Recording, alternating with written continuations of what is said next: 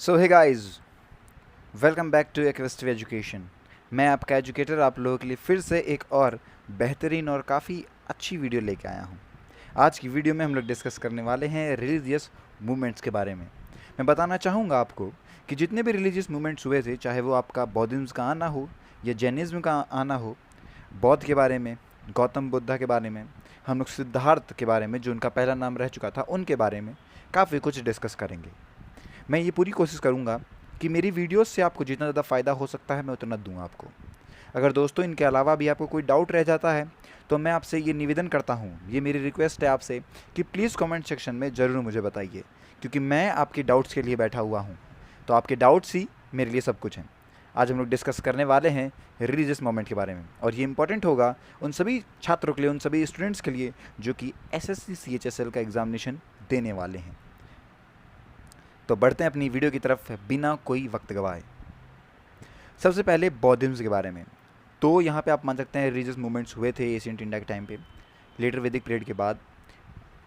पहला था बौद्धिज्म, फिर हुआ था आपका जैनिज्म। आज की वीडियो में हम लोग सिर्फ और सिर्फ बौद्धिज्म के बारे में अच्छे से पढ़ने वाले हैं कि आखिर ये बौद्धिज्म था क्या, इसका स्टार्ट कहाँ से हुआ, किन्होंने इसे स्टार्ट करा था, कब स्टार्ट करा था, ये सारी बातों के बारे में हम लोग आज की वीडियो में डिस्कस करेंगे। सबसे पहले बौद्धिज्म के बारे में मैं बता दूं आपको, करंट मतलब प्रेजेंट टाइम पे बौद्धिज्म का क्या हाल है। बौद्धिज्म जो है वो फोर्थ लार्जेस्ट रिलीजन है पूरे वर्ल्ड के अंदर, और आप मान सकते हैं कि 520 मिलियन फॉलोअर्स रह चुके हैं अब तक। 7% ऑफ हमारी जो पूरी पॉपुलेशन है वो बौद्धिस्ट है। मतलब मान सकते हैं कि काफ़ी फैला हुआ है आपका बौद्धिज्म ऑल ओवर वर्ल्ड में। दूसरी बात, बौद्धिज्म जो है वो एक इंडियन रिलीजन है। ओके, तो आप मान सकते हैं जो इसके स्पिरिचुअल टीचर रहे थे, जिन्होंने इसे मान सकते हैं फाउंड करा था, उनका नाम था बुद्धा। बुद्धा उनको नाम बाद में दिया गया था, जिस दिन उन्हें आप कह सकते हैं ज्ञान की प्राप्ति हुई थी कहा जाता है, तो उस दिन उन्हें बुद्धा नाम दिया गया था। ओके, तो बौद्धिज्म का अभी मैंने बता दिया आपको करंट टाइम पे क्या सिचुएशन हो रही है बौद्धिज्म के बारे में। अब बढ़ते हैं थोड़ा और आगे कि बुद्धा कौन थे। सबसे पहले इनको कई नामों से जाना जाता है। शक्य मुनि भी इनका नाम है, और साथ ही साथ इनका तथागता इन्हें भी कहा जाता है। जो आपके बुद्धा थे, ये मतलब सिद्धार्थ नाम था इनका पहले, और फिर मैं बताऊँ जो इनके पापा थे, जो इनके फादर थे, वो एक सकाय रूलर थे जिनका नाम था शुद्धोदाना, और इनकी जो माता थी महामाया थी। कब ये पैदा हुए थे? ये पैदा हुए थे 1563, वो 563 बीसी के अंदर। कहाँ पे हुए थे? वैशाखा पूर्णिमा दिन था। लुम्बिनी, जो कि आप कह सकते हैं कपिल वास्तु में है, नेपाल के पास, मतलब नेपाल में ही मान लीजिए। इन्होंने अपनी जो खुद की मदर थी, जो इनकी मम्मी थी जिनसे ही इन्होंने बर्थ लिया था, वो 7 दिन बाद मतलब वो खो दिया था उन्होंने अपनी मम्मी को, और इनकी स्टेप मदर रही थी गौतमी। जो गौतम बुद्धा थे, इनका आप कह सकते हैं जो मैरिज हुई थी वो 16 साल की उम्र में हुई थी। यशोधरा नाम की इनकी बीवी थी, और साथ ही साथ इनका बेटा हुआ था जिसका नाम था राहुल।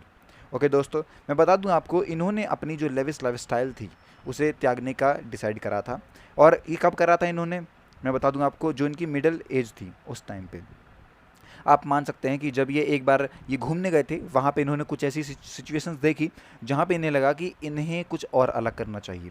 आप मान सकते हैं कि 3 एज होती है। एक होती है स्टूडेंट लाइफ, जहाँ पे आप लोग को पढ़ाई लिखाई करनी होती है। फिर आपका आप कह सकते हैं नौकरी वाला हो जाता है। फिर आपको शादी, और उसके बाद डेथ, या फिर आप मान सकते हैं सन्यासी वाला जो एज हो जाता है वो माना जाता है।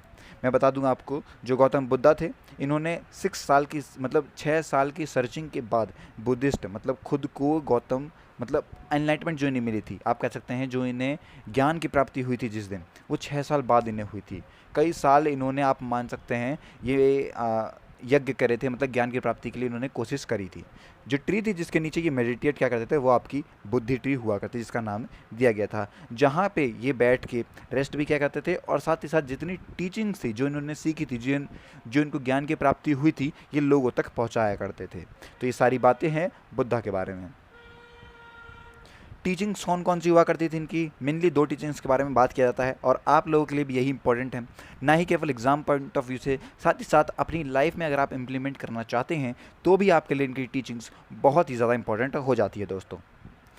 पहली टीचिंग है 4 नोबल ट्रुथ्स, और दूसरी आपकी 8 फोल्ड पाथ। 4 नोबल ट्रुथ्स मतलब कि 4 ऐसे सत्य जो कि बहुत ही ज़्यादा ज़रूरी हैं, जो कि बहुत ज़्यादा नोबल हैं, और 8 ऐसे पाथ जहाँ पे चल के आप लोग ज्ञान की प्राप्ति कर सकते हैं।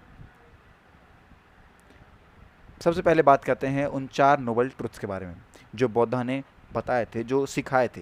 सबसे पहले द ट्रुथ ऑफ सफरिंग, मतलब कि दुख आपको हमेशा रहेगा, इसको आप मान लीजिए। कोई भी इंसान इस दुनिया में ऐसा नहीं है जिसके पास दुख ना हो। आप नहीं बोल सकते कि कोई इंसान हमेशा अपनी ज़िंदगी में खुश रहेगा। दूसरा इनका ट्रुथ होता है the truth of the cause of suffering, मतलब कि जो रीज़न है, समुदय, वो रीज़न आपका रहेगा सफरिंग का। इसे ये ट्रुथ है, रीज़न आपको दुख रहेगा, इसमें कोई बात नहीं है। दूसरी the truth of the ending of suffering, निरोध, मतलब कि जो दुख आपको मिला है वो ख़त्म ज़रूर होगा।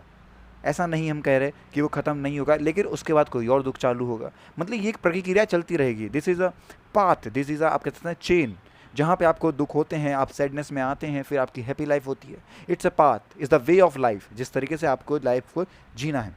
और लास्ट होता है आपका the truth of the path that frees us from suffering, मतलब कि आप कह सकते हैं कि वो एक ऐसा पाथ जहाँ पे आप हर तरीके की समस्याओं से दूर हो जाते हैं। मृत्यु आप मान सकते हैं, जब आपको मोक्ष की प्राप्ति हो जाती है, वहाँ पे आप मान सकते हैं। तो ये 4 नोबल ट्रुथ्स हैं जो कि सभी लोगों को जानने चाहिए, आपको अपनी लाइफ में भी इम्प्लीमेंट करना चाहिए इन्हें।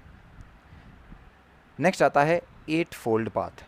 8 फोल्ड पाथ क्या कहता है? ओके दोस्तों, 8 फोल्ड पाथ के अंदर अगर हम बात करें तो इसके अंदर आते हैं राइट अंडरस्टैंडिंग, मतलब कि आपको सही तरीके से समझना, जो आपकी अंडरस्टैंडिंग जो आपको मिल रही है वो बहुत सही होनी चाहिए।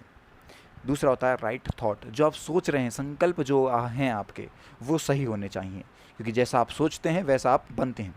राइट स्पीच, जो आप बोल रहे हैं वो भी बहुत ही ज़्यादा इंपॉर्टेंट होना चाहिए, आप सही बोलें। राइट एक्शन, हर चीज़ को करने का एक सही तरीका होता है, वो भी आपको चुनना होता है। तो यहाँ पे भी बोला गया है कि आपको एक राइट एक्शन चुनना पड़ेगा। राइट लाइवलीहुड, आपको जो आपका जीवन है वो किस तरीके से जीना है, जो आपकी लाइफ स्टाइल होने वाली है वो भी एक सही तरीके की लाइफ स्टाइल होनी चाहिए। राइट एफर्ट, मतलब जहाँ पे आप कोशिश कर रहे हैं, पत्थर पे आप लोग हथौड़ा मारे जा रहे हैं, ये कोई सही बात नहीं होती है। सही तरीके से सही एफर्ट डालने भी बहुत ज़्यादा ज़रूरी है।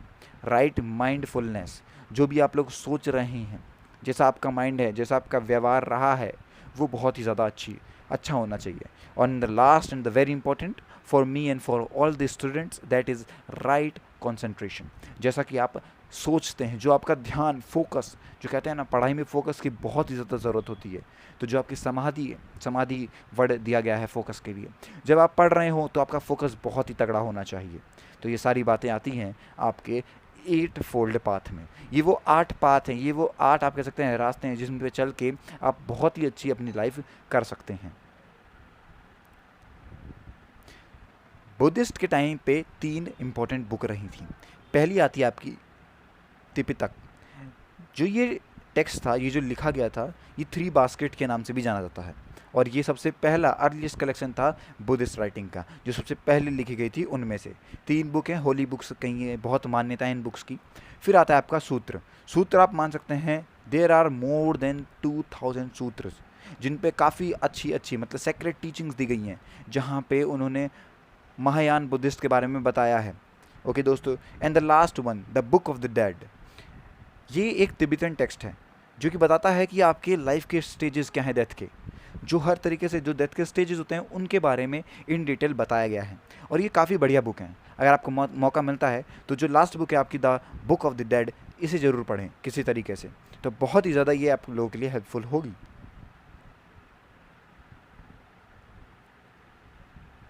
दोस्तों, ये थी मेरी पूरी आज की वीडियो, जहाँ पे मैंने आपके एग्ज़ाम पॉइंट ऑफ व्यू से, साथ ही साथ आपकी लाइफ से भी रिलेटेड जो भी इंपॉर्टेंट बातें थी उन सभी को बौद्धिज्म से रिलेटेड वो यहाँ पे डिस्कस करी हैं। नेक्स्ट वीडियो लेक्चर में हम लोग डिस्कस करने वाले हैं जैनिज्म के बारे में। उसके बारे में ही इस तरीके से एनिमेशन के थ्रू पढ़ाने की कोशिश करूँगा मैं आपको, जिससे कि आपको काफ़ी अच्छी अंडरस्टैंडिंग हो पाए। और एक आपसे रिक्वेस्ट है मेरी कि जितना ज़्यादा शेयर हो सके उतना ज़्यादा शेयर कीजिए। मैं चाहता हूं कि आप लोग मई से पहले मेरे 100 सब्सक्राइबर्स तक पहुंचा दीजिए, और मैं आपको तब फ्री में नोट्स प्रोवाइड करवाऊंगा। जो भी आपको नोट्स चाहिए वो मैं फ्री में आपको अपनी पीपीटीज़ को पीडीएफ में कन्वर्ट करके आपकी मेल पे स्पेशली भेजूंगा। तो 100 सब्सक्राइबर करवाइए और पीपीटीज़ फ्री में ले जाइए। ओके दोस्तों, मिलते हैं अपनी अगली वीडियो में, तब तक के लिए हैव अ नाइस डे।